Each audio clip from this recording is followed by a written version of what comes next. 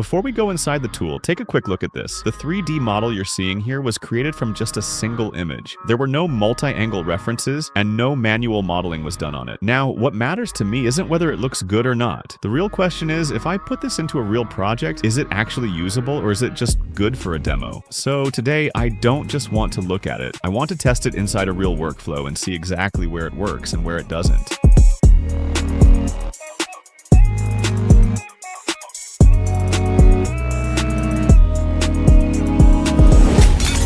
I'm using is called HeyGen 3D, and what I'm testing right now is its latest version, v2.1. This version focuses on higher speed and faster iteration. According to what they claim, generating high-resolution models with 1536 resolution takes about 2 to 3 minutes. This number is very important because if the output is usable, that means a real shift in production speed, not just a nice feature on paper. To start, I'm going with a simple test, an object that has a clear shape but isn't too complex. I import the image, set the model to v2.1, adjust the resolution to 1536 Pro, and start the generation. This is exactly the moment where we need to wait and see how close the result gets to what we expect, and whether this speed is actually useful in real work or not. Alright, the result is ready. The first thing I check is the overall form of the model, whether the proportions are preserved and whether the silhouette still holds. For a single image input, the result is clean, and even in areas that weren't clearly visible in the image, the model has reconstructed them on its own. Now I go a bit deeper and inspect the model without materials to see the actual geometry, edges, surfaces, and connections. It's not perfect, but for a base model, it's completely usable. Now let's go one step further and test a more complex model, something with more detail and harder for AI to handle. I repeat the same workflow, input the image, and start the generation. This is where it becomes clear that the model doesn't just capture the shape, but also preserves details to a good extent. Some areas still need refinement, but this level of accuracy from a single image input is genuinely impressive and shows that the tool is moving beyond just demo-level results. Now for the most important test, multi-view. I input multiple angles of the same object so the model doesn't have to guess the unseen parts. Here, the information is more complete and expectations are higher. After generation, the output is much more stable. Errors are reduced and consistency is significantly better. This is exactly where you can start looking at it as a usable tool in a real workflow, not just an experimental one. One important point is that HeyGen 3D doesn't rely on just one model. If stability is more important for you, v1.5 produces cleaner geometry. If texture matters more, v2.0 focuses more on materials. But v2.1, which we're testing now, is faster and much more suitable for quick iteration. At this point, I want to test something practical. The model right now is just a flat gray base, so I go into the AITexture feature and generate materials directly on top of it. Within seconds, it goes from a plain gray model and now to something that actually looks real and usable in a scene. Then I switch to advanced mode and push the detail higher, adjusting the geometry to get a cleaner and more refined result. This gives me more control depending on whether I need speed or higher quality for the final output. On top of that, with edit mode and segmentation, I can isolate different parts of the model and refine them separately, which becomes very useful when certain areas need more attention than others. Now let's move into a real workflow. I export the model in formats like GLB, FBX, or STL for 3D printing. One important point here is that during the free trial, you can both generate and download models, while some other tools require separate credits even for downloads. Then I bring the model into Blender, and this is where the real test begins, whether it's actually usable or not. What's interesting is that HeyGen 3D also provides a plugin for Blender that can speed up the workflow, and it even offers a plugin for Comfy UI. This means if you're working in more advanced pipelines, you can easily integrate this tool into your system. At this point, we're moving away from a standalone tool and getting closer to something that fits into a real production workflow. If I had to summarize it simply, this tool is not meant to replace professional modeling, but for concepting, prototyping, fast asset creation, product visualization, or even 3D printing, it can be a real shortcut. If you want to try it, I've placed the link in the description and the pinned comment. There's a 30% discount for the annual plan, up to 50% for the monthly plan, and for the first 200 users, they're offering an extra 500 credits. I hope you enjoyed this video and found it useful. If you did, don't forget to like the video and subscribe to the channel so you don't miss the next ones. Also, let me know in the comments what you think about tools like this. Can they really fit into a real workflow, or are they still just for demos? See you in the next video.